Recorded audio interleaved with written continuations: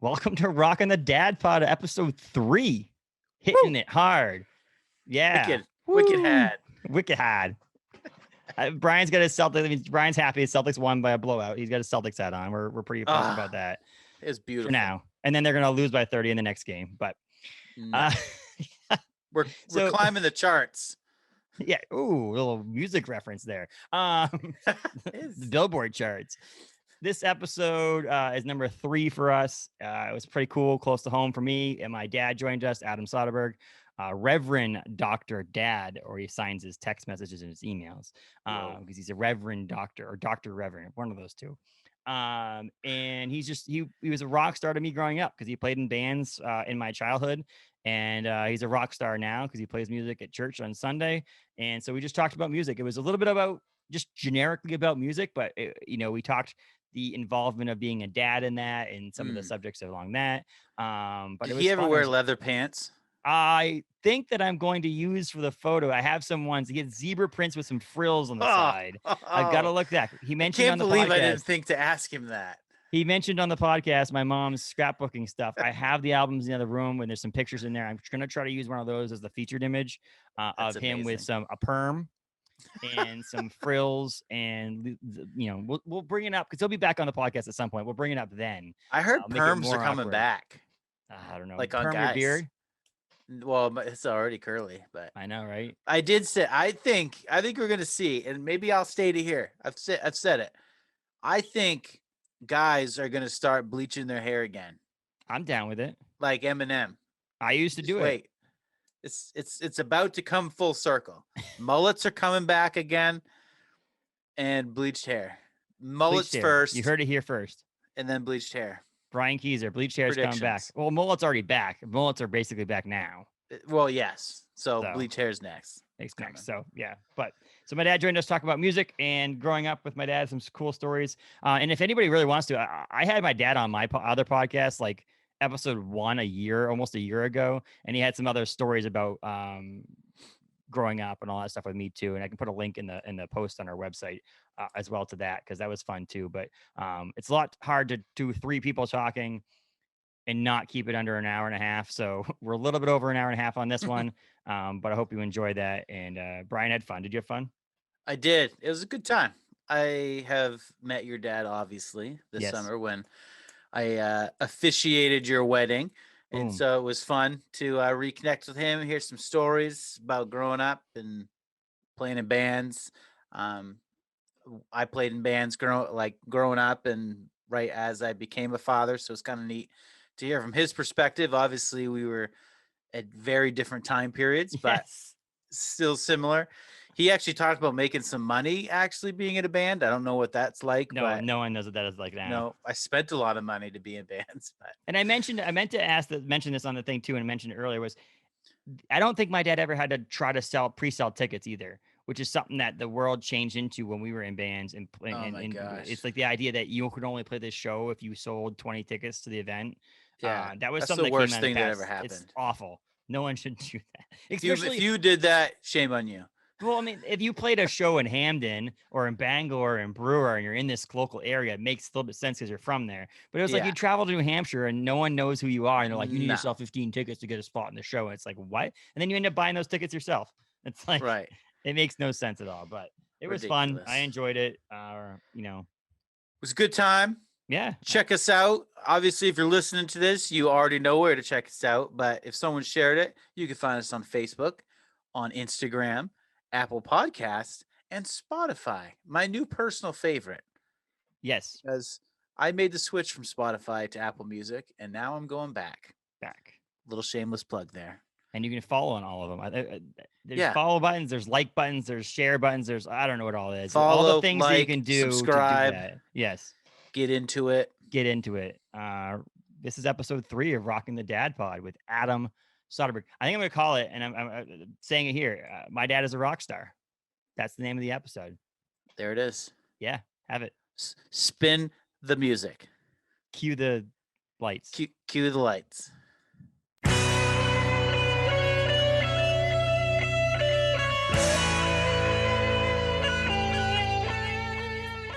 How's it going, gentlemen? Oh, hello. Can I speak now? Yeah.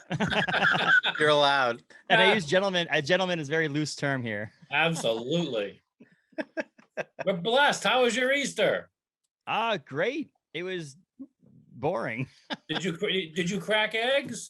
Oh, we were going to. So for me, I talked to Dad. Obviously, I talked to you on the phone a little bit or via FaceTime.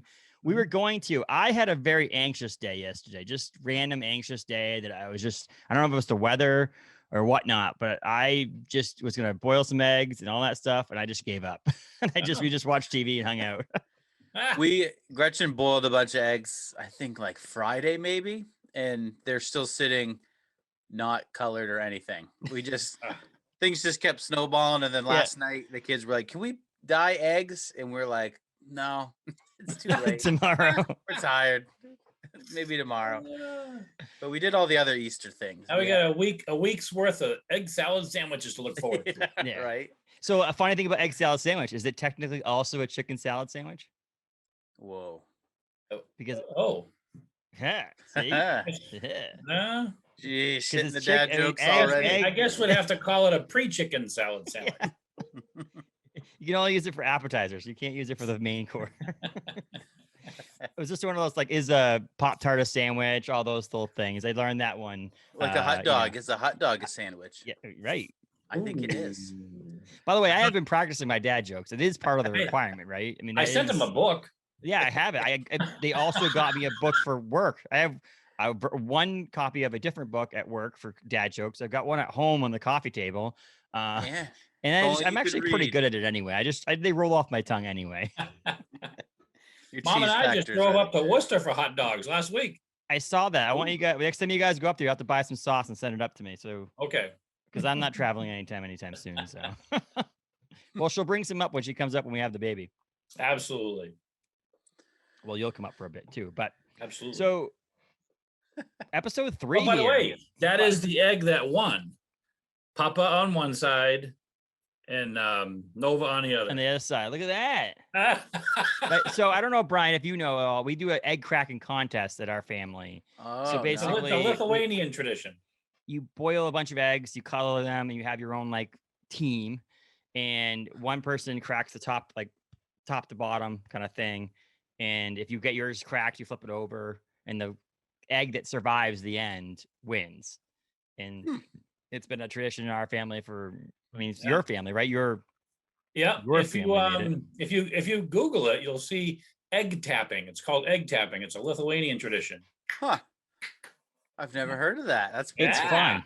It's fun. I introduced it at church with the kids. I don't know, 5, 6, 7 years ago, and they looked at me like I was nuts. And then by the end of it, they were like, "This is cool." The funny thing is as you get older, like as you're younger, you're like just painting eggs and doing things. But then as you get older, you're like, how can I protect? Can I like color the bottom of the egg with some crayon to see if it enforces the bottom of it? Like, there you go. Can I add a sticker to the bottom? Is anybody gonna know if there's a sticker on the bottom? You should slip a real egg in, so then when you crush on someone else's, it's all over them. Or a wooden one from yeah, there you go. Those fake eggs. I buy the GMO eggs. They're stronger. They've got steroids in them. It helps, Oh yeah.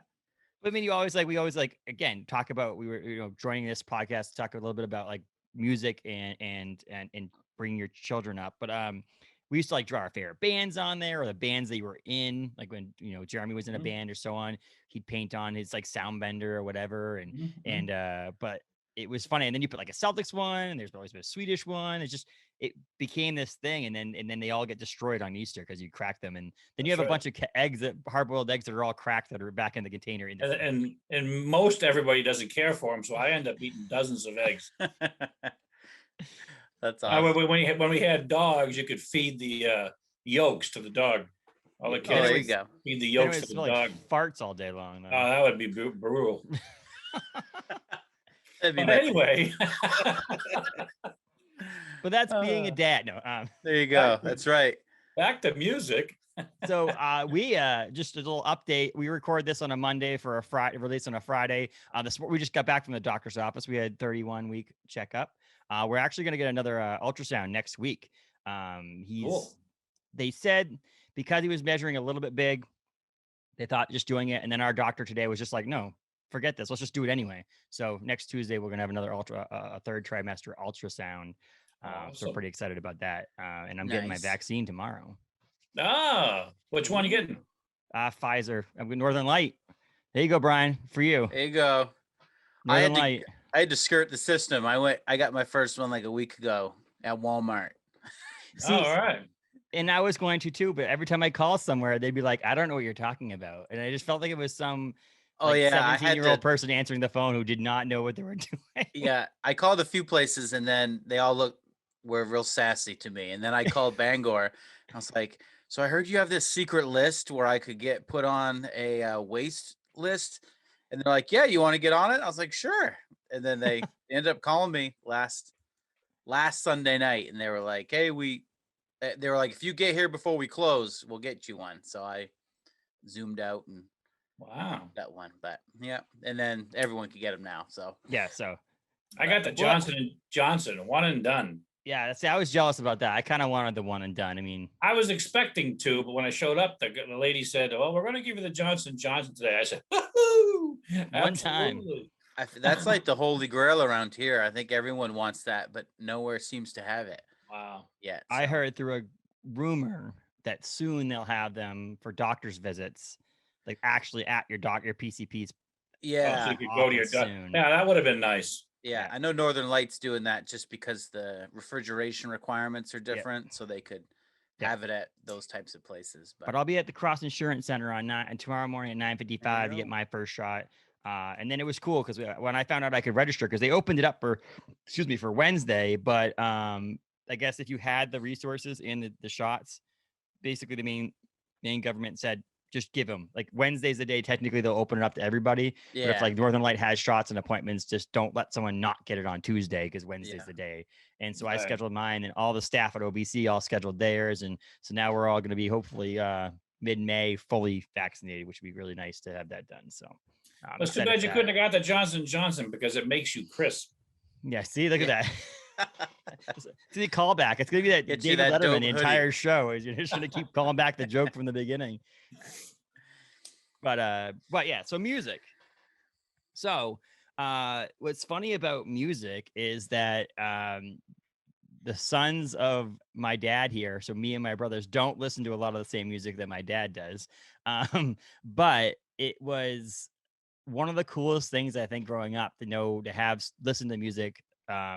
You didn't listen to music we didn't want to listen to, if that makes any sense, or didn't play music that we weren't interested in listening to you play. Like it was something that like you passed along to us, and obviously it's morphed because the music that my brothers and I listened to it wasn't around when you were playing playing bars and restaurants and playing music. Right. So it's a little bit, things have evolved over the years and so on, but still to this day, when I listen to a radio and a song comes on that your band's covered, I don't remember the band that played this song originally.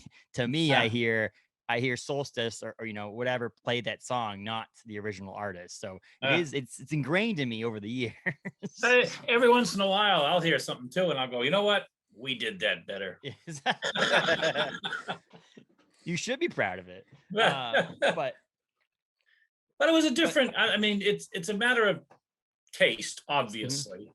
But when I first started, you remember Rich, Rich Rinaldi, he was 21 years old. He walked down the street to where I was living in Byfield, Massachusetts. I was 15. Said, do you want to be in a band? I'm like, well, yeah. I mean, yeah. And luckily for me, Rich was really into vocals.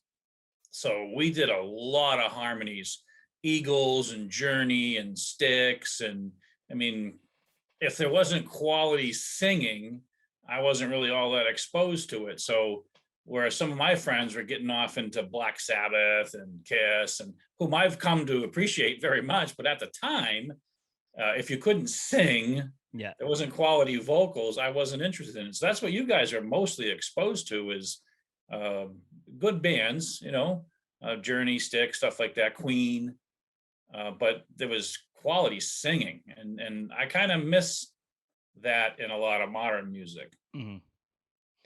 well, I mean, I know Brian knows. I mean, a lot of this heavy stuff. There is this mixture that um I want music. I listen to a lot of heavier things, so there's a lot more screaming involved and so on. However, when I want to hear something that's actually not that, I do appreciate the singing more. So if you listen to a rap artist or someone like that that has auto tune or slurs their words because they think it's fun or whatever, I definitely don't appreciate that as much as something that has a good singing. Like I do appreciate a good singer. But to me, it's really funny. Whenever I listen to music, it's more like I want you to be a heavy band that's a dude singing, and if I want to listen to clean vocals, a lot of times it's a female singer, and that's just because I don't know. At the time, it's what I want.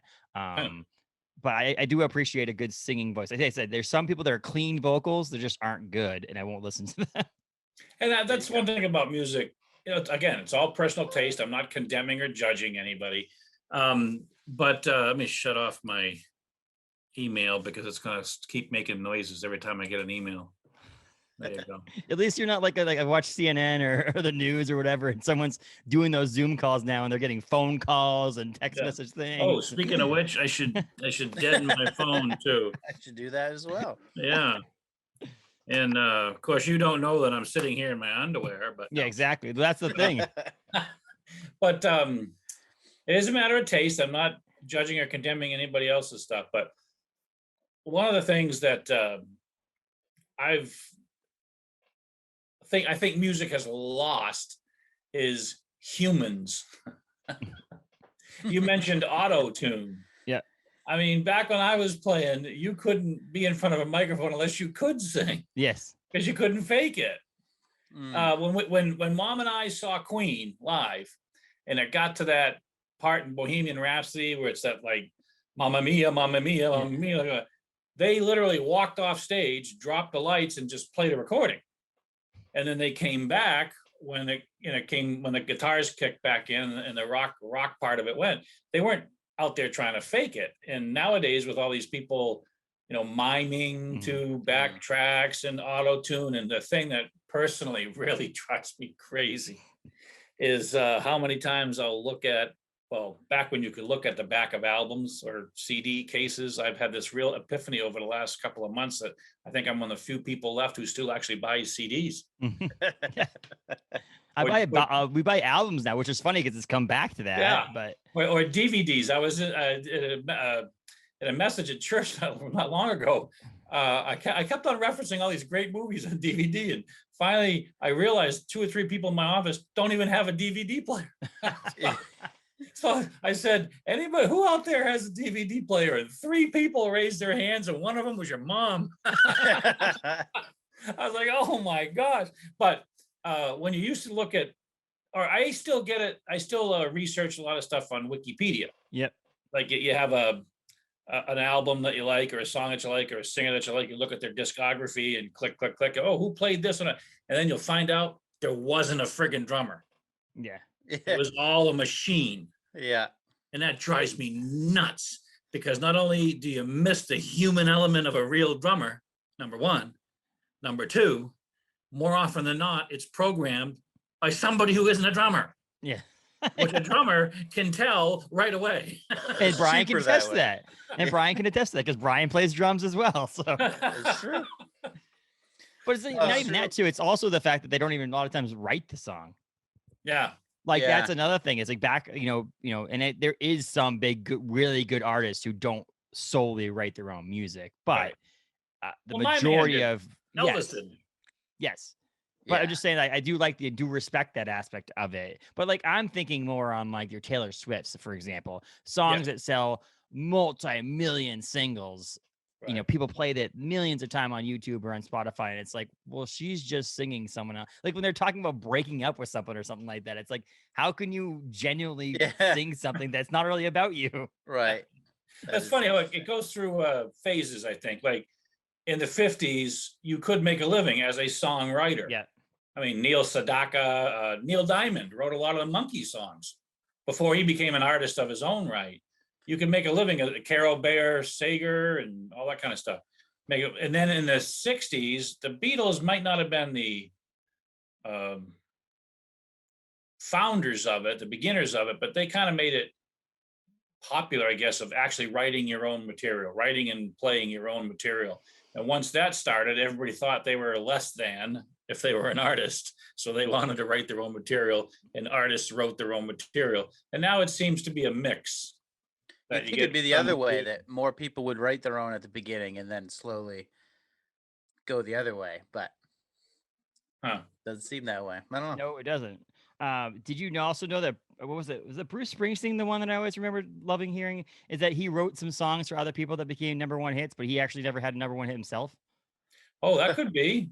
There was a couple. I think it might be Bruce. I'm trying to look it up, but it might be Bruce Springsteen. He wrote "Blinded by the Light," which Manfred Mann made a big hit.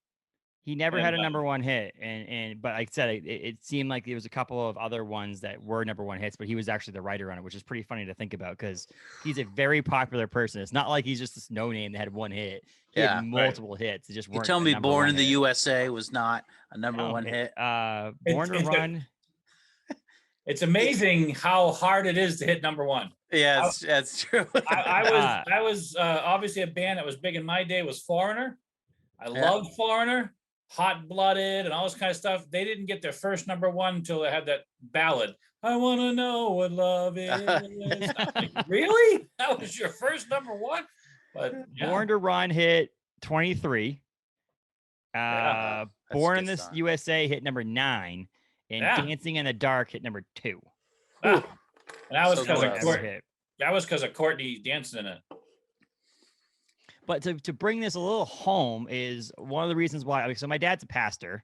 Brian also is a pastor. But the reason I would like to talk about this is that I grew up with my dad playing in a rock band as a child. So I was born in 1986. Solstice United was released in 1991.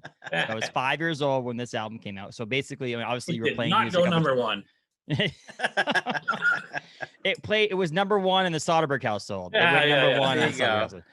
It was a cassette. So the fun story about this cassette is I had this. We were doing a beer called Salute Your Hops. And we wanted to do some 90s themes around it. And I'm like, well, this cassette came out in 1990, so let's throw the cassette in there. It didn't end up making it into the picture, but I brought it into work, and there was a cassette player in Ace's office. He had someone left it behind in the building. We're like, oh, let's throw it in there. This was still in the cellophane until about a month or two ago.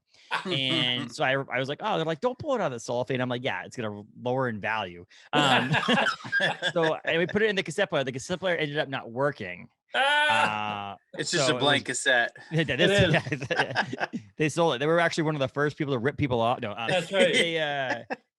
But the funny thing about it was one of the cool things I didn't realize that having something and not opening it is I forgot about the inside. Like you forget about the artwork that I've only always remembered seeing this, but like there's actual artwork in it. But then I just texted my dad and was like, Dad, you probably have it digital somewhere. And he sent it to me. And the funny thing is the file was a 17-minute file for Solstice because someone had ripped it from the cassette tape in one, foul swoop. So I had to separate all the MP3s out into separate ones. But 1991. So my dad played in a band at that point, obviously played in many bands over the years. But there was a time when it was cool and fun and we were young enough, but there was a time that you had to decide not to do this anymore. And that was you.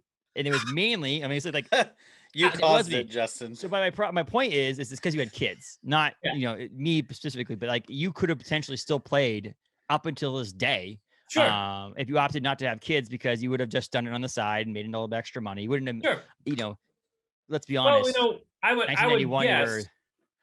would guess, I'm not going to speak for Ryan, but I'll bet I'm pretty close that when you get into music, originally you do so because you want to be rich and famous. Not even rich, just famous. Yes. And you want to be able to pay your bills, but be famous. Yeah, to do it full time. Well, I did it, as I said, it started when I was 15, when Rich can't walk down the street. And I did it for 15 plus years. And we traveled from South Portland. We used to play in South Portland to Boston.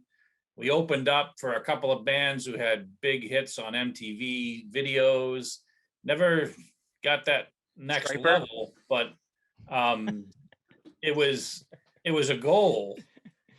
And once you got to you were like 30, you started to go, gosh, guys, you know, Def Leppard had their first record and toured and when they were 17. I think we missed the boat. So I just wanted to, I don't want to say stop living the dream, but be realistic. Yeah. So I was like, you know what, if I'm going to spend all this time away from my family, I'd at least like to make some money. So I tried to convince the guys, believe it or not, to go the Adam Sandler route and be a wedding band. Ooh. Because a wedding band, yeah, most of the songs are the same songs they've been playing for 40 years. Mm. You only have to learn like 5 or 6 top 40 songs. The rest of it's all the classics and blah, blah, blah. But they still had ego and stars in their eyes, so they didn't want to do it. So we did for about a year, we did a 50s and 60s band called Replay. That, because I look back at all the years we were playing clubs and the songs that filled the dance floor were Long Tall Sally, Jumpin' Jack Flash, all these classic 50s and 60s songs. All the rest of them, people listened to it like a concert. So we just did all 50s and 60s music for about a year. And then one day, it was Justin. He was calling for me, Dad, because Renee was out with the girls doing something. I said, oh, I'm the parent in charge tonight, Justin. Mom's out. What can I do for you? And very innocently, he didn't say it in an accusatory manner. It was just an observation from a young boy. Oh, that's right. I'm not used to Mom being gone. I'm used to you being gone. Ooh. And that was like, I was like, oh, okay. You know, when they're young and you put them, when Renee's putting them to bed at 8 o'clock or whatever, and I'm out till 1, 2 in the morning, they don't know I'm gone. Yeah. But when they started to realize I was gone a lot, that bothered me. And it took me about a month. I called up my best friend, my bass player. I said, I got to get done. And I'll stay until you find somebody else. And they ended up finding somebody else, which, just to pat myself on the back, ended up being a tenured professor at Berklee College of Music. So not a bad replacement. That was the guy who replaced me. And he said I was good. His name was Dave Vose. And I sold my set and bought a canoe and fishing equipment, started taking my boys fishing. And I never thought I'd pick up sticks again. I thought it was behind me. Yeah. Until Warrington and filling in for Andy at the praise team. Callback. Andy was on last month with us. But the funny thing is, I was saving you, Dad. You were no longer a rock star anymore, and I needed you to wake up. It was the absolute right choice. I've never regretted it. The only thing I wish I had discovered, quite honestly, was I had no idea about the whole Christian rock genre. Mm-hmm. To me, Christian music was bland, square, if you will. The Gaithers and all this, Amy Grant, stuff like that. I had no idea about Stryper and Petra. And I mean, you could get some Pillar, you can get some pretty heavy duty Christian rock. And if I'd known that existed, I might have, gone that direction. Who knows? Hey, go back to bed, Justin. Yeah, exactly. Well, the other part about it, and it's like, as I become a father now, and there's decisions I have to make, and my schedule kind of stinks at moments with staying out late, but it's also a difference between my dad making the decision to do this because it was an extracurricular thing. This is what he's got a job at the post office. This was not your money making thing. So for me, if I have to work late on a Friday night here and there at Owner Brewing Company, that's my salary. That's what's helping us pay the bills. Yep. Well, you made the decision to say, okay, my extracurricular thing that, obviously you were making some money because you were playing at bars and you were actually being paid to play. Yep. But it wasn't like you were quitting your 40-hour-a-week job. Correct. Because of this. So it does make a little bit like that's what I did when I went to seminary. Yeah, exactly. That's when you gave up all your money. But no, you're right. You're absolutely right. And from being a father perspective, the lesson, I guess, is the same, is that you have to do everything you can to make sure you spend time with your children. Mm-hmm. Because that's the one thing that will really make a difference. I mean, when your kid grows up, they won't necessarily remember that they always had the latest, video game or the best set of sneakers. They will remember whether they had time with their mom and dad. Yeah. That will be a lifetime impression. Mm. And we went camping. I coached your basketball teams. I'd like to think I made a ton of mistakes. I know that, but I'd like to think I was active and involved and around. Yes, and it's funny too. Some of those people who helped with the bands transitioned into the other roles of being around as well. Because like my dad just mentioned about basketball, Doug, one of the guys, was like one of the roadies and helped out with the bands. Was also my soccer coach at one point. Yep. So like the transition from fatherhood, and then some of these people, not all of them, but some of these people also started to have kids as well. So yes. There was early. This transition, but yeah, I was first. I was early, but they all went through it, and it was the tight. I mean, it was the tightest adult relationships I've ever had. I've never even duplicated it since I've been in the ministry 23 years, 24 years now. When I left to go to seminary in Bangor, from that point forward, I've never had friends like I did with the guys in the band. We used to go camping with this group you guys were camping for 30 something years. Yeah. Every Memorial Day and Labor Day, like in stone. And then we would go as a family much more often. But Brian knows that. You guys have a pop-up camper, right, Brian?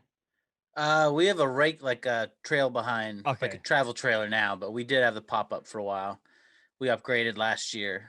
Camping is the best family vacation you can have. Yeah. And of course, we had less, how do you say? We had less competition in that the worst we had to deal with as parents were Game Boys. Yeah. The smartphone wasn't invented then. Yeah. So we didn't have to compete with watching movies and videos. And it's tough when you go away camping with a family nowadays, I imagine, to kind of unplug. Because one of the things that was great about camping is it forced us to spend time with each other. Not that we didn't want to, but to entertain ourselves for a weekend or so, we had to spend time with each other. And that was the beauty of it. Yeah, we went quite a bit last year, and we had, we've got a little TV in it, and the kids bring iPads and stuff, but it's different, and they tend to not even need them. Like our youngest, Lennon, she's 4, and so she's a little bit kind of harder to deal with in certain situations. So sometimes you just have to throw the TV on and say, listen, like, we'd throw them a few quarters that go to the game. Yeah. But they could only stay there until the quarters ran out. Right. Yeah.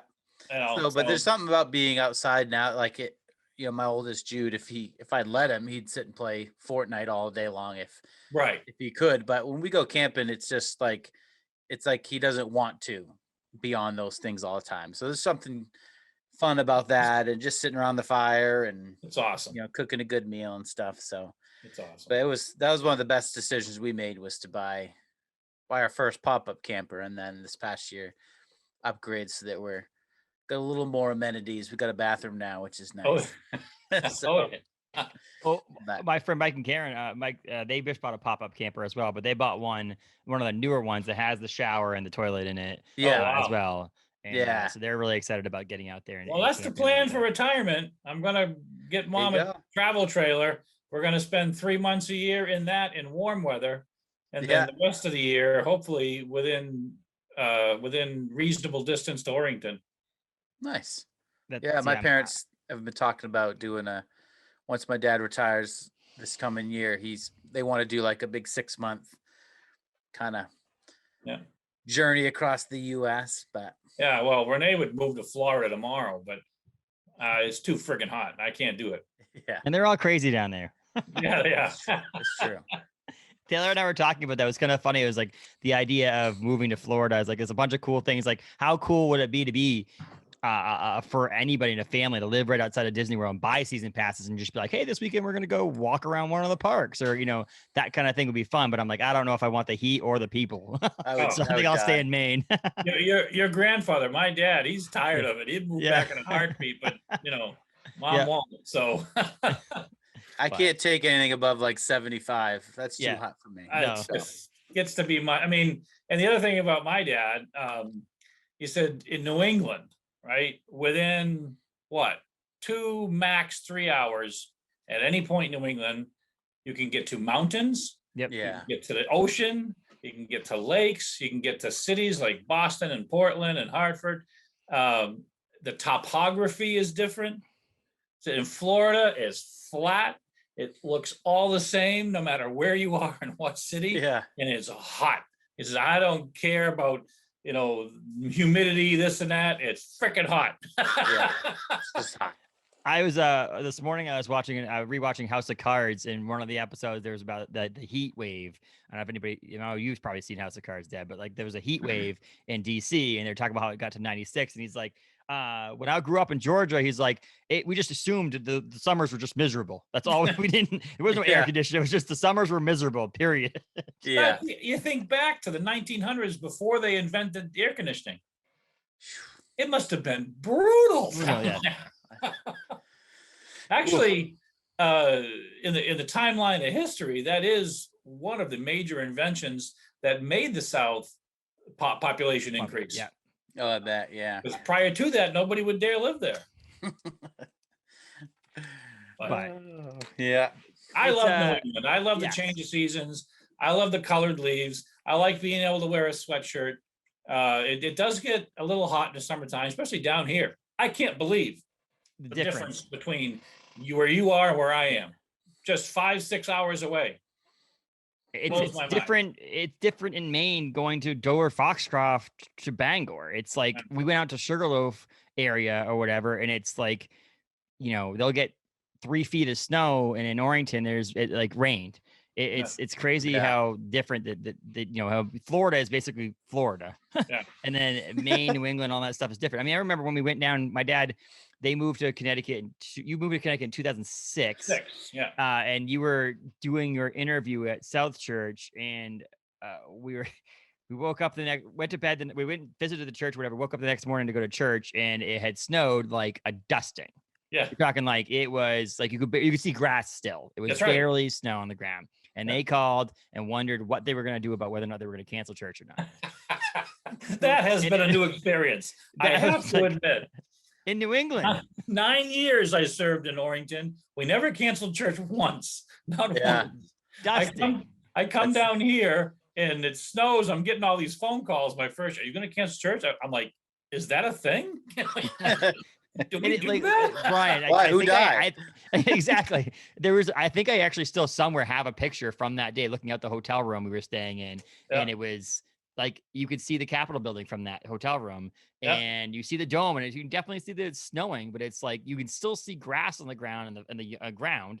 And you look down, and obviously because people have been driving, there's pavement. And I'm like, what are they talking about? This is not even anything. Oh, it's just Mainers. They have no idea what bunch of wimps we are down here. Incredible.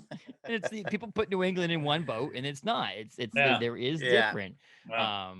But yeah, so it's a little bit, I always think that I love Maine. I love New England. When I moved to Massachusetts, I never thought I'd return to Maine. Right. Glad I came back, and I'm glad, honestly, to kind of go full circle. When I came back, I got to meet with some people and hang out with some people that I used to play music with, or go to concerts with, or what they used to be called as shows, which obviously for all of us has been a long time since we were able to do that, because we haven't been able to go do anything in a year.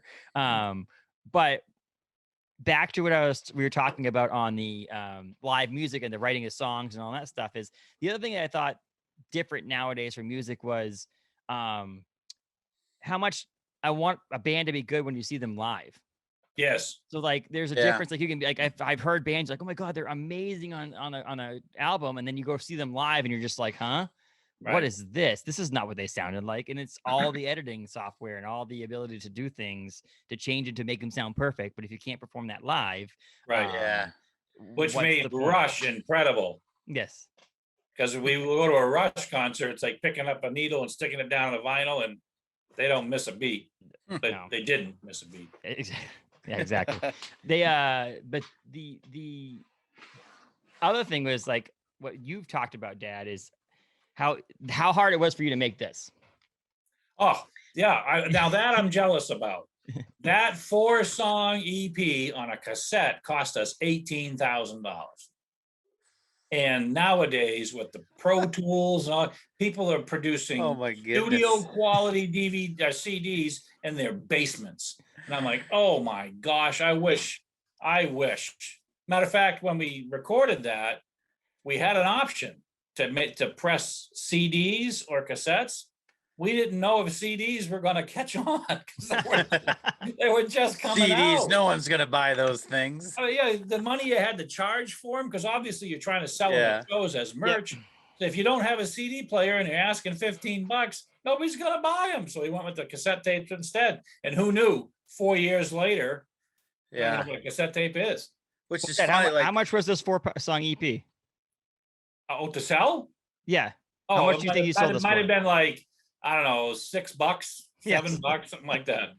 Which is a lot funny, of tapes to sell to make 18 grand back. Right. Yeah. Holy. I remember, when in all the various bands that I've been in, like when we were, the first big band that I was in, we did do a recording that we paid money for. And I remember it was like $1,300 or something that, and I thought that was a lot of money. And so, and it was probably one of the worst recordings of any bands that I've been in. But to think, and and it goes back to what you were talking about before, and like being able to make a little money. I didn't make a single penny in any band I was ever in. Like we were lucky to get gas money. Just enough. The best story I have is we played at the American Legion down the street from where Renee grew up in Salisbury, Massachusetts. We got a percentage of the bar. That was how much we were going to make that night. We finished, and this was different from when Jeremy was playing. It was a 21 and under show. Every time he went to play someplace and do a show, as he called it, it was usually 6 bands, and they all played 9 songs. Yeah. When we played 4 sets, 45 minutes a set, 15-minute breaks. So we played 4 hours a night. So that's crazy. We finished the show. We go up to get our percentage at the bar. We got $35. Oh my gosh. Yeah. So we all split up our $35. We all drove to Newburyport to the Beef Corral because it was a sandwich shop that was open till 2 a.m, the only one in the area. Yeah. We all ate something and went home. So I played a whole gig for a roast beef sandwich. Jeez. That's funny, which is better than what Brian probably got paid for all his shows. Right? No kidding. But it's funny, like we never sold our music because like when the bands I was in, it was before Facebook and really like MySpace was kind of big, but it was during that time period when everyone was downloading music like crazy. And so whatever happened to Napster? Yeah, right. It's now Spotify. Technically, the guy who owns Spotify actually founded Spotify. He actually founded Napster. Yeah, and so you just couldn't. It's like it didn't even make sense to sell music. We would give out CDs and we would just say, "Hey, go download it because you're gonna download it anyways." But go tell all your friends about it. And so we try to sell like sweatshirts and merch and stuff. Right. But I remember when we were before Jude was born. One of my bands, Take Courage, we played up in Canada. We did like a little stint with a long weekend, and we played, we got stopped at the border and they just like gutted everything we had. And we were like, we're playing for free. We're not getting paid. And they're like, yeah, sure. Okay.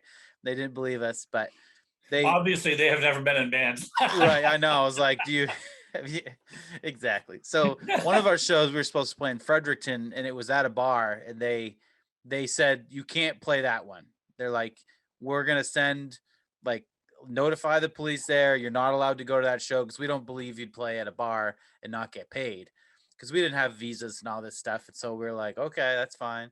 So we ended up picking up a show in Prince Edward Island instead, which was cool, but so much further.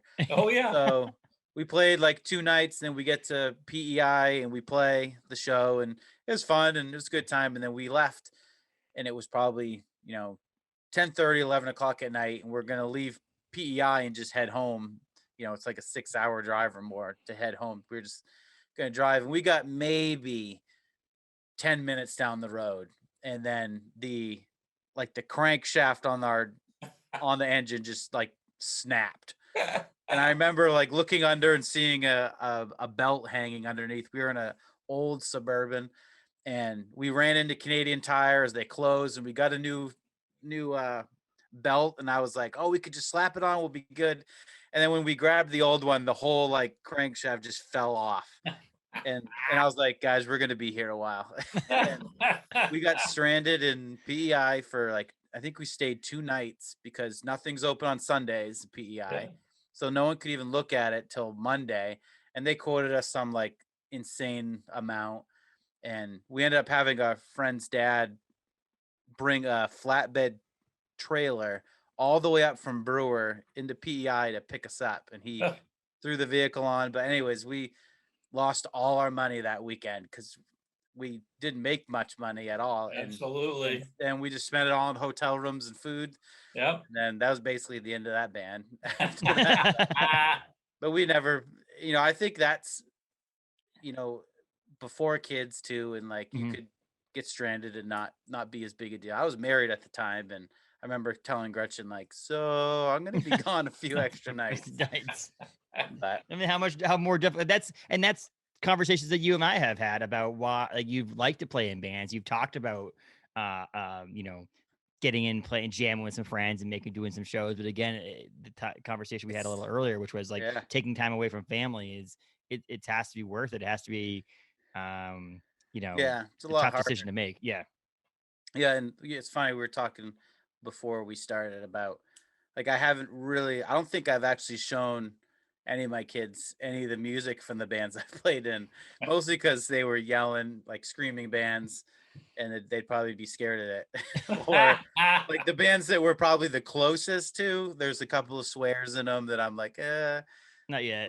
I'm not going to subject you to the swearing music quite yet. So I tell you, I would love just once to get together with Solstice, reunite, do one show with the church, record it, video it for posterity professionally, and be done. That would be so much fun, but I can never get around to coordinating it. Yeah, I get cool.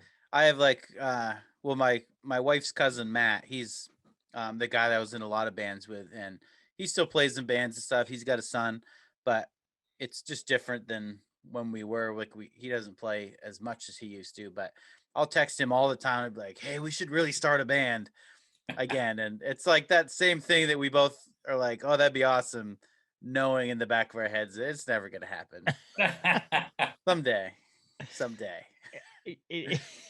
But that's part of the reason why we do this on Monday afternoons too. I mean, Brian and I do discuss like when to record these things and do these things, and there's certain times to do recordings because we can take a small little bit of time away. But like even with just a relationship with my wife, I don't want to do it at 8 o'clock at night on a Monday night because I want to spend time with her. So there's this aspect of if I can get it done, I have today off. I can get it done, recorded, maybe edited and uploaded and scheduled for the next, when it comes out. Then I don't have to take time away from time I could be spending with my wife and then eventually with my son. So things change. Yep. It's funny. We grow up. It sucks. Most of the time when someone obviously I have Mondays off, so that's when we do these because it works for both of us. But most of the time when someone's like, hey, do you want to even just go out for a drink and get together? I'm like, yeah, I can do after 8 p.m. pretty much any night. Because once the kids are in bed, it's kind of like, it's funny because schedule. But I started, for whatever reason, I started so early. I graduated high school at 16, got engaged to Renee at the senior prom. 2 years later, I got married at the age of 18. 2 years after that, I had Jeremy. 2 years after that, I had Justin. 2 years after that, I had Jared. So I was 24 24 You like the number 2. Yeah, exactly. Every 2 years, he's moving on. I've been married for 6 years and I had 3 kids. And we used to rehearse. I mean, we put some time in rehearse. Monday, Wednesday, and Fridays when we weren't playing, 6 to 9. We were tight. And after rehearsal, 9 o'clock at night, they were all going out to the Chinese food restaurant or check out this bar, this, that, thing. I never went. I went home, not because I felt restricted or whatever. I wanted to be with my family. Yeah. So I never, of course, I was never really a partier anyway, but I never did a lot of the social stuff that the rest of the guys did because I had what I wanted. I had a wife and 3 boys, and that's where I wanted to spend my time. And it just, you grow up. I don't say grow up in a pejorative sense, like being young is not good. It's just that things change. Priorities change. I mean, when I quit the band finally in the early 90s, from that point forward, I don't think I ever listened to popular music. I mean, I couldn't tell you who was on the radio a year after I'd gotten out of the business and who was having it.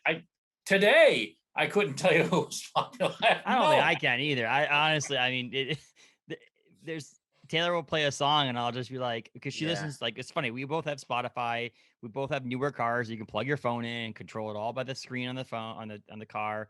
And she'll still listen to the radio on the way to work. And so she'll be like, oh, this is a good song. I'm like, when did it come out? She's like, oh, like a couple weeks ago. And I'm like, I don't know. I find out about things if they're like, if it's a controversy about it, like if it's on the news or it, you know, or when one of my favorite bands, Our Last Night, when they cover that song. Because they do a lot of covers. So when they come up with a rock version of that song, then I'll know what you're talking about. But I'll only hear about it if it's on Kids Bop. Then I'll. Yeah, see, there you go. Lucy and Lennon will be into it. Your tastes will change too. Yes. You're still kind of young guys, but have you ever seen the TV show on Amazon, Bosch? No, I've seen the first season, I think. Okay, well. Titus Welliver, I guess, is the actor, and he's like a detective in Los Angeles, and he'd get home from his day of work and he'd go to his turntable and he'd put on some smooth jazz. Now, I always enjoyed jazz growing up because my dad was into that jazz, but all of a sudden, every episode I watched of his show. Is playing. Wow, that's really good stuff. So you go on to Spotify or Pandora and you make yourself a little, search for a radio station, smooth jazz. And every time I'm listening, I have my Amazon open as well because I'm doing work, just listening, and then I hear it. Wow, that's really cool. You go over, check out who it is, copy who it is, paste it into Amazon, put it in your little wish list, and I now have a bunch of John Coltrane, put it on at the office in this background, smooth jazz. I'm loving it. So, which is funny. My kitchen staff at Orono Brewing Company, most of them listen to heavier music than I listen to, and I listen to some fairly heavy music, but they're listening to some stuff that I'm just like, guys. Like, how do you not have a headache? I mean, it is no like beat to it. There's no like, at least the stuff that I listen to, I think that at least there's a time like with breakdowns and stuff like that. Brian can attest to this too. There's this, you can nod your head to it a little bit when it's all over the place and just like there's like a woman screaming in the background and there's a gun getting shot. It's too much for me. And Heather will say that doesn't sound like, we can hear it from the office, and she's like, that doesn't sound like fun at all. I go, no, and I listen to some heavy music. This is a little too heavy. And then Thursday or Friday, I go downstairs and I listen to the jazz in the kitchen, and I'm just like, what happened? It's good stuff. What is going on? I like heavy stuff too. I love listening to Queensryche, and I couldn't wait for the new AC/DC album to come out not too long ago. And every once in a while, I like to get my my horns. Throw the horns up. Which is funny because I mean, when my brothers and I started listening to music that was a little heavier, at the time we were unaware, but most of that stuff back in high school were Christian bands. Like, when you listen to Under Oaths and your Norma Jeans and the Chariot and all those bands that we listened to growing up, like they were like leading the charts in that style.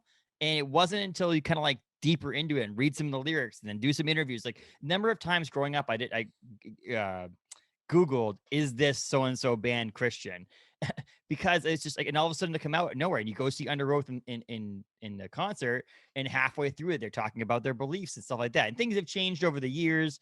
There are some, like, not as many as used to be, but like legitimately back in the early 2000s, the majority of heavy bands that I listened to that were more mainstream were actually had a faith-based component on it, which made me then go, well, this is like, that's what it was clean. Like, it was not like, it seemed funny, and people were like, this sounds so mean, but I'm like, it isn't actually. If you actually listen to the lyrics or read the insert in the CD, this is there's no swearing, there's nothing bad about this. It's actually positive. Well, when Stryper came out and it opened up for bands, the evangelical community was condemning them left and right because of how they looked, because of the volume, because of the aggressiveness. If you sat down and read the lyrics like it was a poem, you'd have no idea.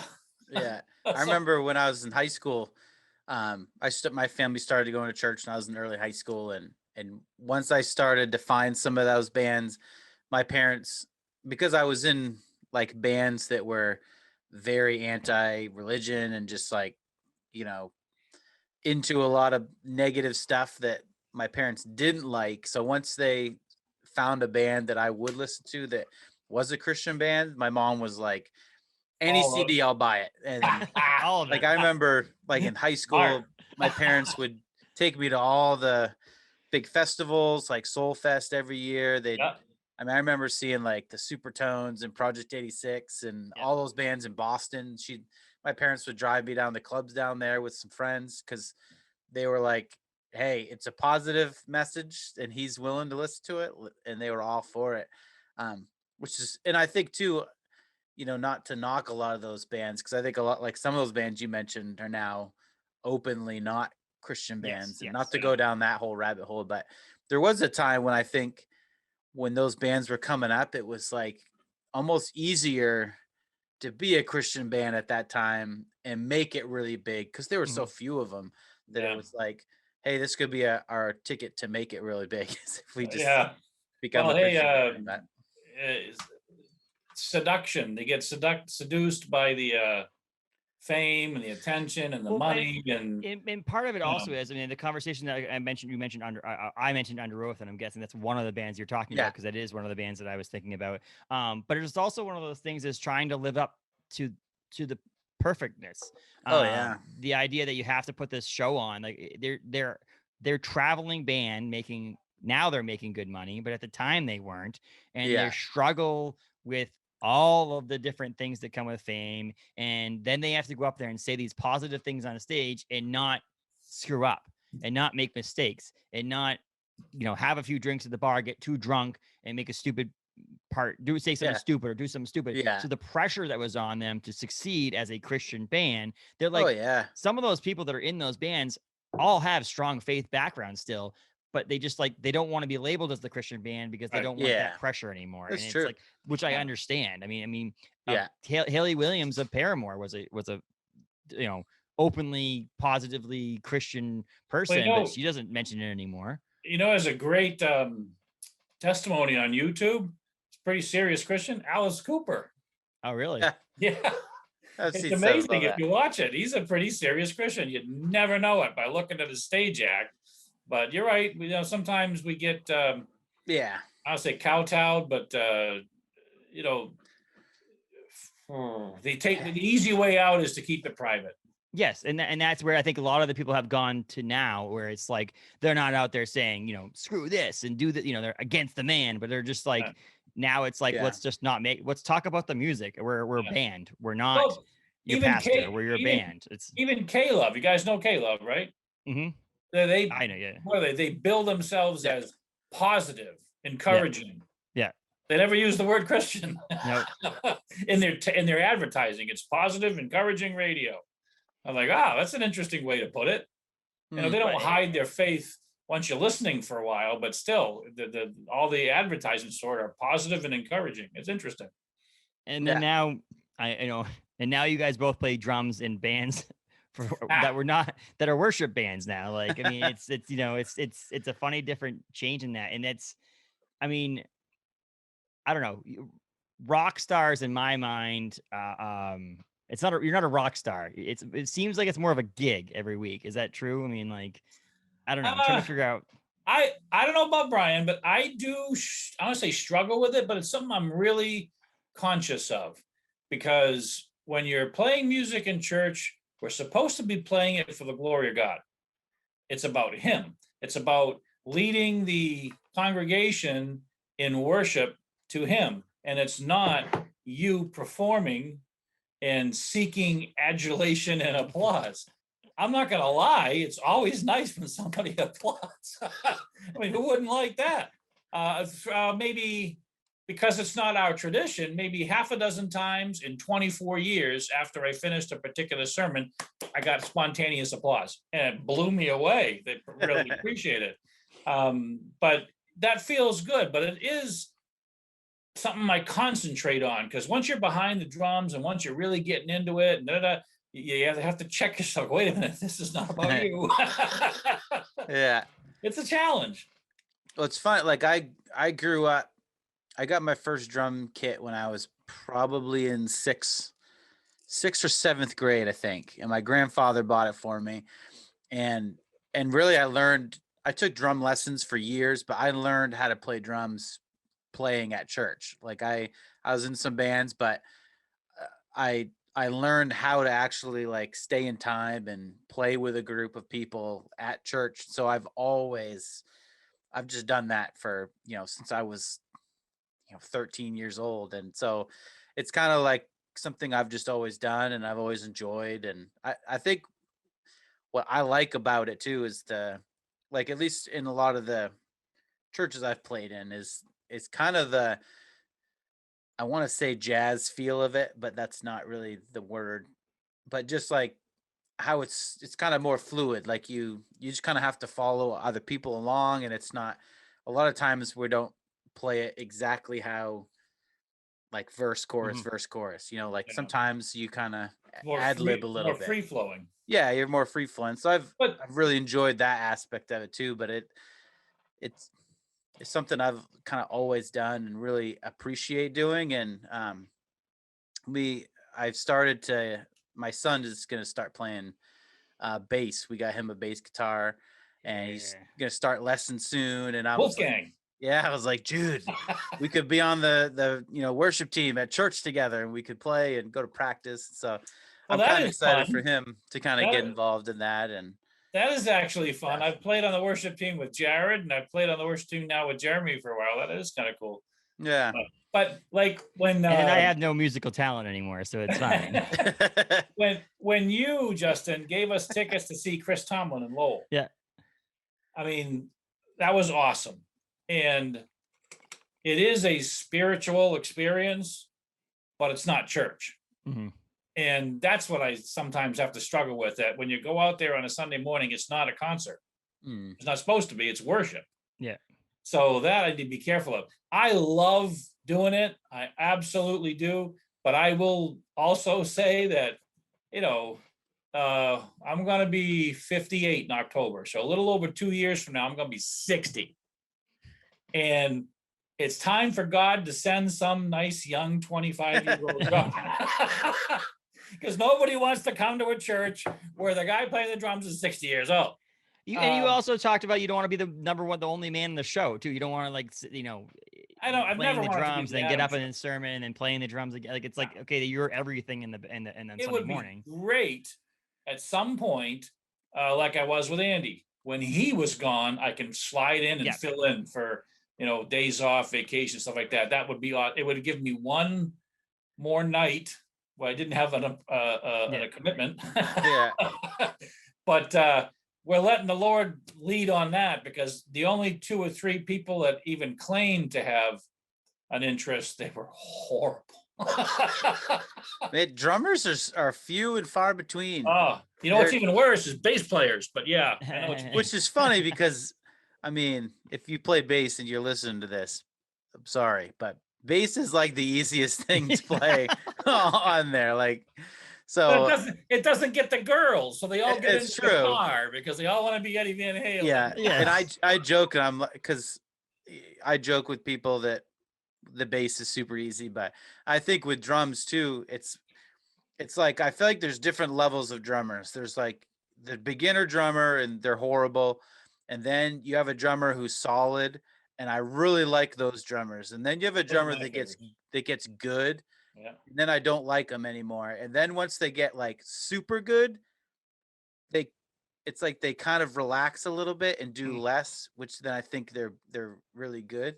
Yeah. Because I think like as you get good at drums or really any instrument, I think once you get a certain level of like greatness or goodness, you do too much and then it's just kind of I don't like it. So I'm Yeah. kind of like when I see Travis Barker, who's probably the best drummer I know. Dude's amazing. Well, you don't know him, but yeah. I don't know him. Well, we're kind of friends, but for Blink-182. But when like, they came to Bangor, they stayed at your house, right? Yeah, he did. We had a sleepover. But he's like ridiculously good at drums. But when I see him live, I'm like, he completely overplays their own songs to the point where I'm like, you're almost ruining the song now, because I'm sure he's played those same songs, 80,000 times a piece. So he's super bored with them. He's trying to make it interesting for himself. Yeah, he's trying to make it interesting. So I get that, but in the same sense, I know you're talking about too, but like so years ago, I saw Three Doors Down at UMaine, and they had a touring drummer. So their drummer had quit or whatever, and they hadn't replaced him. So they went on, they were like, oh, we have a tour. And they just had someone slide in there. But the entire time he just sat there like he was so good at his job, but wasn't part of the band. So didn't seem like he was just doing the things. It was just like his arms were moving and it was like, whatever. Honestly, Danny Carey of Tool, he is unbelievable drummer too, but it also makes me mad because of how good he is, but how easy he makes it look. Yeah. You look at him like, I struggle to play the drums, and he's over there just like, yeah, it's okay, keeping these weird timings, and like he's just doing it. I'm just like, and again, Dad, that would be something. He's 59 years old, and he still tours the country. So Well, I'll never forget. We were playing down Salisbury Beach, and we did one Rush song, Red Barchetta, and I worked hard to get that song down, and we did it pretty well. And I finished the gig one night, and two guys approached me afterwards and wanted me to get into a Rush cover band. And I'm like, are you serious? Right. I can't even hold Neil Peart's drumstick. I can play this one song. That's just not. I am more, you mentioned, Brian, I'm more the groove guys. Yeah. I know he's not a great technical drummer, but nobody's got to feel like Ringo. I loved the drummer for the original Elton John recordings. Yeah. I love Roger Taylor from Queen. Roger Taylor can play. When you go to see him in concert, he does a heck of a solo, but it's a feel. Yeah. Groove. And I was never a big Keith Moon fan because I didn't think the guy ever stopped playing. It was just constant. Yeah. I appreciate Portnoy from Dream Theater and stuff like that, but I'm more a groove guy. Maybe it's because I'm a groove guy and I can't do all that stuff and I'm jealous. Right, I don't know. And that's where I'm at. I'm at the I didn't make it into the super great category of drummers. So I am known as a human metronome, and I'm proud of that. Oh, there you go. I don't speed up. I don't slow down. I stay to the beat.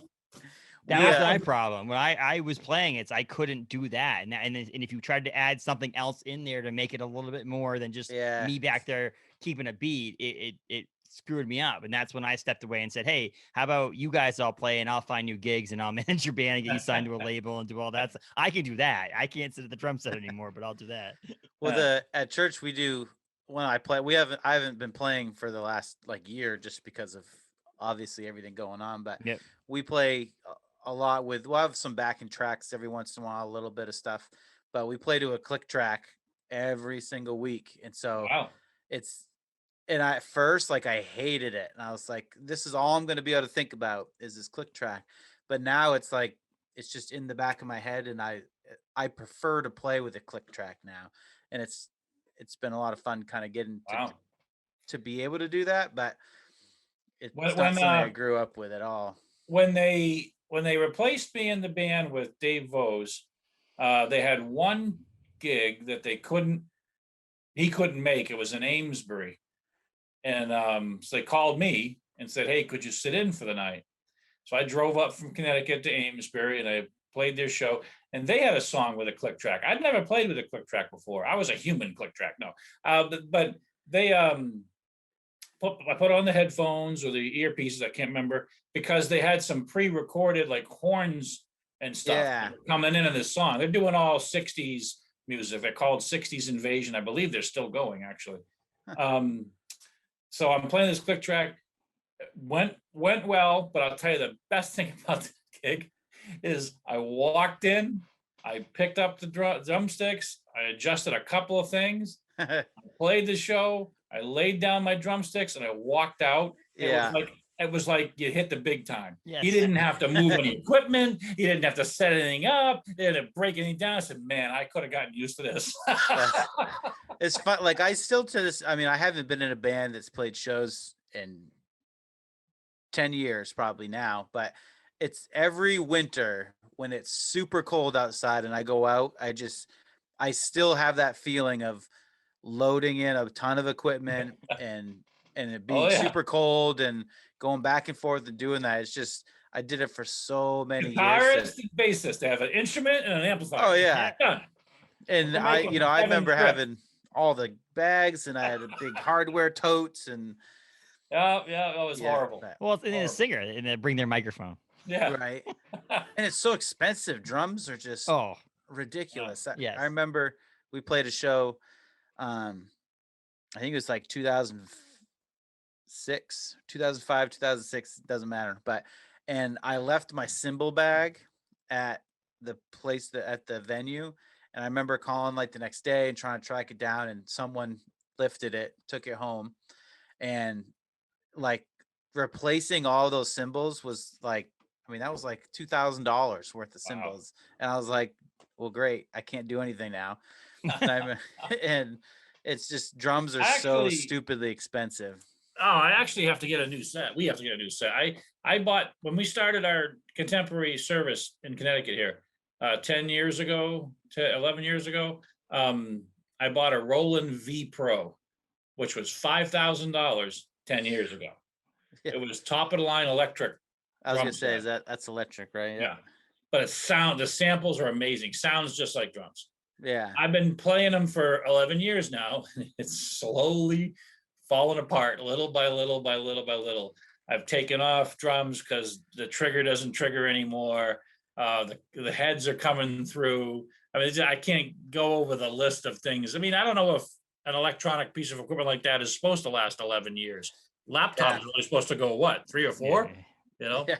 So we're now in the process of trying to figure out, do we go with the acoustic drums and buy the shield and all that kind of stuff? Do we get another electric set? I mean, you're looking at $2,500.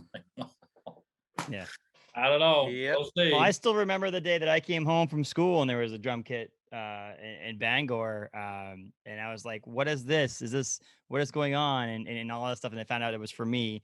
And it was funny because you talk about cymbals. I think the kit came in, but the cymbals hadn't, or the cymbals. There was one that it was like, you probably bought it from musicians' friends or whatever. And it got delivered and it was like, but the second part of it wasn't coming for a couple of days. It was like, or a stool, maybe it was the drum throne or something like that. It was like, we couldn't actually play it. It was like setting it up, get it all there, but I couldn't actually play it. But that was, the passing of the torch to something. Yep. Obviously Jeremy was playing guitar and Jared was a little younger at the time. And Jared, I think out of all my boys ended up being the most amazing musician, but has no drive to do. No.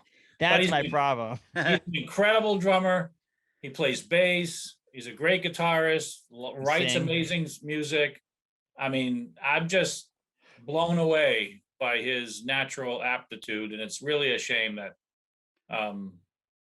he never... I mean, he could have been playing Starbucks, coffee places. He could play in bands. He could honestly think that Jared could sit down with Pro Tools and record an entire album. Yeah. Every instrument and do an album that's just him. Yep. And do well at it. And the sad, you talked about the $18,000 thing. It would probably cost him about $500 to do, and then he could put it on Spotify for free. And right. But the passing of the torch was pretty cool. With those though, is that back when it cost a lot of money, or you had to know people and you had to work hard to be able to record an album, um, and it was a piece of art. Nowadays, it was a lot of work, and you had to know your stuff. yeah, nowadays there's people write music without ever even being able to play anything, and they can sell. And not to say that that's not hard still. Correct. Like, yeah. there's still a lot of learning. It's just a totally different thing. And nowadays, it's just anyone can go record, like make an album and have it sound pretty good. I think there's still a huge difference between, like a studio in Portland, like, stuff that Kevin's doing down there at the Halo is like, I'm not going to do that in my garage with Pro Tools, but it's just different now. It's just weird. Oh, it absolutely is. And it's the same thing with this podcast, though. I mean, yeah. There are citizen journalists who do some amazing stuff. Wow. But the passing on thing was the cool thing to me. It's the idea, and one of the reasons why I wanted to talk music today was the idea that we learn a lot from our parents. And as we get older, like myself, I don't listen to the music that you listen to. There's definitely times, but there's that connection for music that's still there. If I do see a cool video on YouTube with a cool drummer and it's drum cam, a lot of times I'll email that to my dad or text that to my dad. But there's that connection there. For me personally, I stopped playing music many years ago. The last time you played in a band, Brian, was probably the last time I ever sat at a drum set and actually played. It was just, I deviated away from that. I still have a love for music and I still have a love for rock music. It's just, and that came from, my mom sings and she knows the words to a lot of songs, but like when we grew up, they listened to a lot of the same music. When a song was on, it was because they both like listening to it. It's not like mom had her music and you had your music. Mom was a big Styx fan. You obviously like Styx as well. So, but that passing it on, that got us that roots into liking music. It doesn't mean your kid always has to like the same music as you do, or even likes to play music. You could teach, your son how to play bass, but he could not like it and not want to do music. But you're not going to force it on him as a musician. Yes. Well, it's a musical family in the sense that mom knows how to play several woodwind instruments and flute and guitar, and we listened to it and I played and all kind of stuff. So it was a part of the atmosphere of our family, which is not, the case for every family. In some families, music is just not a big deal. Yeah. So it was something that you like, in a way, like camping. A love for camping is something you pass on to your kids. A love for music or appreciation for music can be as well. Yeah. Yeah. Jude, he loves NF, the rapper. And so, I'm trying to like some of his songs, like, do have, at least with rap, a lot of the times it does have a good bass line in there and stuff. So I'm like, Jude, see, like, can you hear that? The way that bass is playing, and like trying to point those things out. So it's been fun.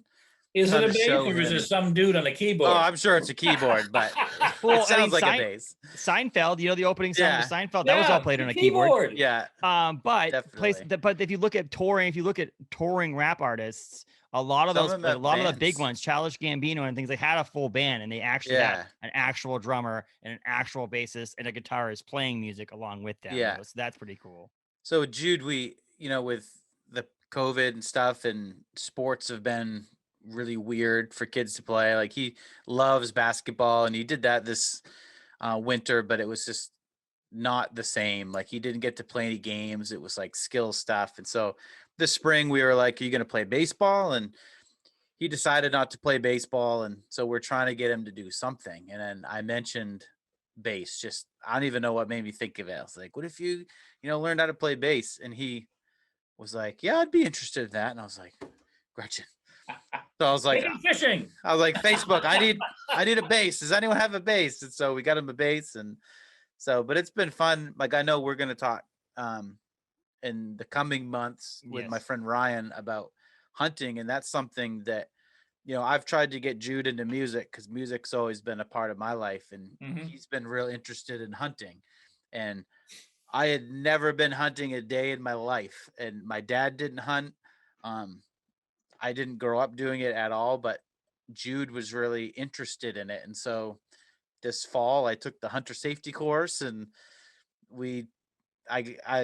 if you asked me this time last year, Brian, would you own a gun? I'd be like, probably not. I don't. I just got no need for it. And now I have a gun cabinet with like shotguns and rifles and stuff. Renee won't let me. Well, and the guns are not to protect himself against the upcoming zombie apocalypse. Right. I have started watching The Walking Dead again, so maybe there's a parallel there. But it's just, I think it's a kind of a give and take of, I think learning to be interested in things that he's interested in, like hunting, and I actually have really enjoyed it, so it's been fun. And then him getting interested in some stuff that I was interested in, and kind of giving and taking. And the thread that connects all of these things, whether it's basketball out in the driveway, hunting, fishing, music, it is less the activity and more the fact you're spending time with your child. Mm-hmm. Yeah. That's why, it helps to have passions that are the same. Like, so it does help to put this, like, so for an example, if I'm into rock music, it would be nice if my kid liked rock music, not rap music or pop or country, because I have that commonality to it. But the idea that at least it's something that we can do together. And like Brian said, Brian wasn't into hunting. And then I would have been wanted to be in hunting. I would have been completely happy with girls as well. But man, then I would have had to get into, ballet and chorus and cheerleading and all this kind of stuff that would have been a challenge for me. It was a little easier for me to have boys. Yeah, it's definitely, it's been fun. And with Lucy, like, I have 2 daughters, she's in the dance. Yep. And so I go to her recitals and stuff, and it's fun because it's fun because she's excited about it. But it's not my cup of tea, but yeah, exactly. I'll drink it. So, but no matter what subject we talk about, I mean, today was music and talking about how, like, you guys both played in bands and you have kids and so on. And it's obviously not something I'm going to bring to the table. I'm going to be able to talk to my son and tell him about the times that I did play in bands. I played at Bangor High School's talent show.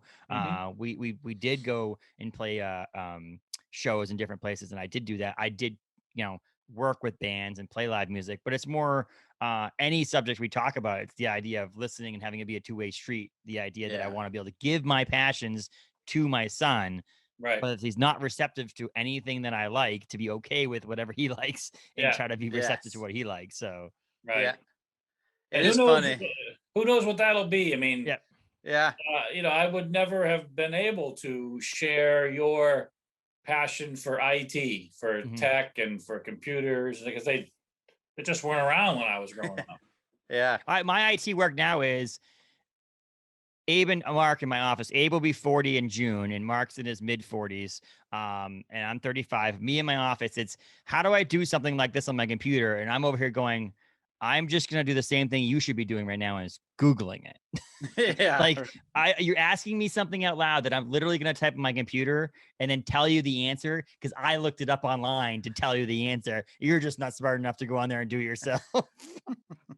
It's so funny how much. And there's people I know that are in their 50s who type the question out on Facebook and wait for an answer. What time is the Olympics on tonight? What? Just you Google. Type that in Google, it will come up as the top thing when the Olympics are on tonight. But like you mentioned earlier, when you got the 17-minute file for the solstice music, you separated them. Yep. I don't know how to do that. And actually, I did upload them to a website that doesn't charge you any fees, or it basically gives you royalties, but I'm like, it's not going to give us royalties. So you can actually listen to Solstice United on Spotify now. So if anybody wants to listen online, you can actually listen to it online. It's a little fun to think it's back number on that. 187,000 with a bullet. Yes. But so I knew how to do that, and I do have that technology background, and I did work IT stuff. But there's also like passions, like you were like into watching sports. You like to watch football and stuff like that, but like you weren't like diehard. You weren't like into it. We got into basketball and playing sports. You could play with us if we were going to kick the soccer ball around, but it's not like you were watching European soccer on TV on Saturday morning at 4:00 in the morning, like some parents are. Because I'm a man. Yes, it's soccer. I liked playing soccer, but once I stopped playing soccer, it didn't mean anything to me anymore. But yeah, it's fun. Like when you talk about sports, me and Gretchen, and we did this more so I think as a couple, as a married couple, than as parents. But probably like 4 or 5 years ago, we were like, we had no cable TV. Like we didn't have cable for the first like 10 years of our marriage, really. And then we finally were like, we should start watching basketball. And we just like, as a couple said, let's do this as something to do together. Like, let's find something that we could, get excited about together. And we got PlayStation View at the time, and now we use YouTube TV. And we watch the Celtics every single game. And we usually watch it with Jude. He's a super big Celtics fan, but it's like she grew up with basketball, and I played like when I was real little, but I never really watched the NBA growing up much. But we as a couple were like, we're going to start a new habit about basketball. And now our whole family's like Celtics lovers, and we watch it, we talk it all the time. And so it's kind of funny. Like, sometimes you come up with brand new interests and as a family, and you just get into those. And sometimes it's a conscious choice that you're like, hey, we're going to do this. And sometimes it's something you grew up with, But, and I mean, as the parent, you also have the ability to steer it in a certain direction or not. So if it's like you didn't want to watch basketball, you would never have brought up that you want to watch basketball. Right, yeah. But kids have friends. It's funny, yeah. One of Jude's friends is really big into Dungeons and Dragons. And so like, I don't know the first thing, and Jude gets on a Zoom call with his friends, and they have like an app on their phone, and they like roll all these dice, and they play Dungeons and Dragons. Nothing that I would ever be interested in, but he loves it. And so it's just like a total crapshoot what they're going to be into. And well, you better take your son fishing, or I'm going to. Well, that's the thing. We do. I mean, So, yeah. I mean, I'll be going fishing with Brian, so that's the fun thing too. I mean, obviously, hopefully, obviously, when my son is old enough to actually take into fishing, sure. Jude is also going to be old enough to be one of the guys, and he'd be like with you and me, Brian, an older dude, like in high school and all that stuff. When I'm bringing my son, and maybe Jude's the one that helps teach him some things. Yeah, that's scary to think, but think about that right there.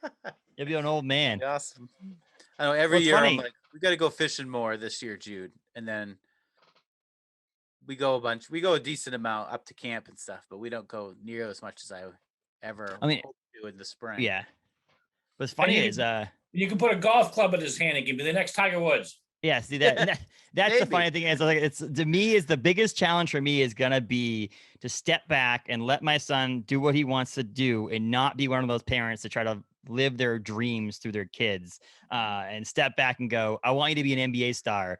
So let's go play basketball and not be like, oh, I want you to be an NBA star because I wasn't an NBA star. That's why I want to be an NBA star. I mean, I want my son to be an NBA star because that's success and he's the best at his position and best in the world. Yes. Right.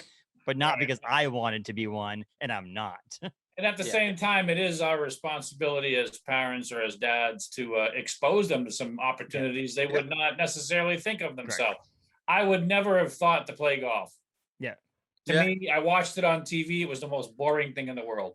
Now I could actually watch it on TV because now that I've played it, I understand how difficult that really is to do.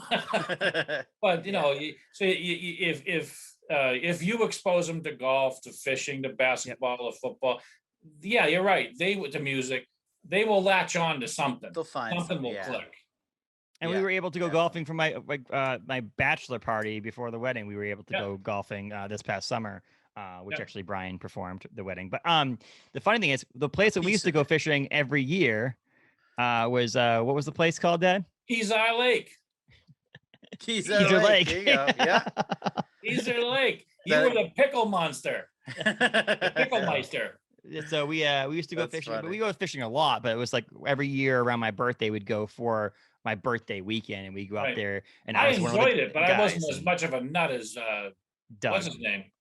Doug and Derek. Derek. And all. And he's still fishing every weekend now. Yeah. I mean, that's awesome. He loves it. So of course, there's nothing wrong with having a son that ends up being a Bassmaster Pro. yeah, that'd be pretty cool.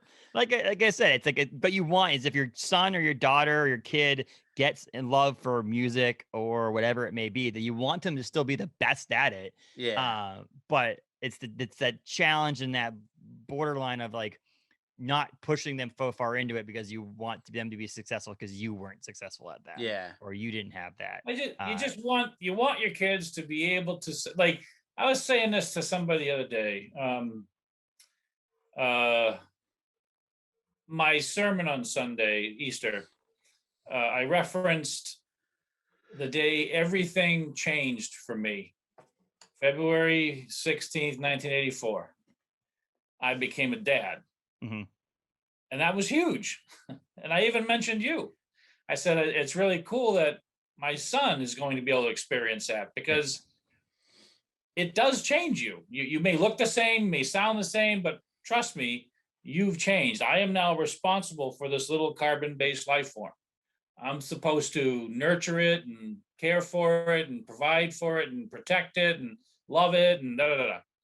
And sometimes, if I didn't have mom's scrapbook, to look at, man, my whole life of raising you guys just whoosh. It was like I had Jeremy in 1984, and then yesterday I woke up, I'm 57. Yeah. So what you really want, in my opinion, is to have your kids be able to say, I remember when my dad and I fill in the blank. Yeah. Yeah. That's the goal, whatever it is. Memories. Exactly. And it's funny thing to think about is like, like as we finish up here is that if I would have had a child, had my my second son when you did, it would have been like, the kid would have been like 15 years old by now. Oh, I know. I've been waiting. Well, it is funny because I do have friends from when I used to work at Best Buy in Bangor and in high school and stuff like that bring their kids into Orno Brewing Company and have 14-year-old, 13-year-old kids. And I just and because I moved away for 10 years too, I didn't see that kid grow up for a while. So to me, it like blinked and I was like, when did you have a kid that's that big? Yeah. Like, what are you talking about? So God knows what he's doing because this was the right time and the right, right place. Yeah. So I'm maybe you'll be like super excited. When I bring Jude places, he's like 2 inches shorter than me. He's gonna outgrow me in another year or so, and they'll be like, "Holy crap, Brian, he's huge." He is. Well, that doesn't say much, Brian. Because you're like what, 4'8", 4'9"? I'm 5'9", at least 5'8", 5'9". So, but so yeah, so I guess the moral, the moral subject, of the moral, of the story is that no matter what, all these podcasts we're going to talk about is the idea of introducing something to your kids. As a father, but also knowing that they have their own minds and their own futures and their own, loves. I love some things that, again, music wise, got my base with the sticks in the solstice of my childhood. But now my music, when you play music in here, is nothing like that. They have guitars and drums in them. But I got my own identity. But I started off with a bass, and that's something that my parents were able to give me, and something that I could hopefully move on. And Brian, at some point your kids will learn that you played in some really awful bands and I mean, what? Awfully awesome. Yeah. But none of that, is any of your music available online yet or no? Take Courage has some stuff on like a Bandcamp website somewhere. And I know Legend Has It actually Matt put up all the Legend Has It stuff on Spotify and Apple Music. So the first EP that I did when I was in the band is on there. Which is funny. I would just say, is it online yet? Because anybody who's in a band now, it's the second it comes out, it's online. So we're trying to find this music from 1991 to put it on the internet. Now it's like, we recorded it yesterday. We approved it yesterday. It's online tomorrow. Yeah. Sweet. Well, I have some cassettes of some home recordings. I'll send them up to you. That's awesome. This is going to go on eBay. Page. You can put it on my Solstice page, whatever it's called. eBay. You can buy this on eBay. It's going to go up for $499.99. It was gonna go for 1,000, but it's now out of the cellophane. It's been touched. Yeah. Which is funny because there's probably a box of these somewhere. I have probably a dozen of them left. Yeah. Yeah, I got a bunch of Enemy Within CDs from back in high school. Within. That was back high school, Bangor high school days. Throwbacks. Yeah. But so yeah, so we, music is one of the subjects, I guess. I mean, we'll have you on again, my dad on again, to talk religion, a little bit more about religion. We did talk a little bit in this episode about, that kind of stuff too, but like in the future, we'll talk one that's basically around, bringing your child, I was 10 years old, roughly, when we moved to Bangor, when my dad became a pastor, but there's a big subject on that, talking about that and having your kids grow up and make their own decisions again, versus also giving them a base to go off of in the future. But this episode, we talked about music, and I love having my dad on again. This is pretty cool. He found out about it yesterday that he was going to be on. He was pretty happy after I called him on Easter, and I was like, "Happy Easter! You want to record tomorrow?"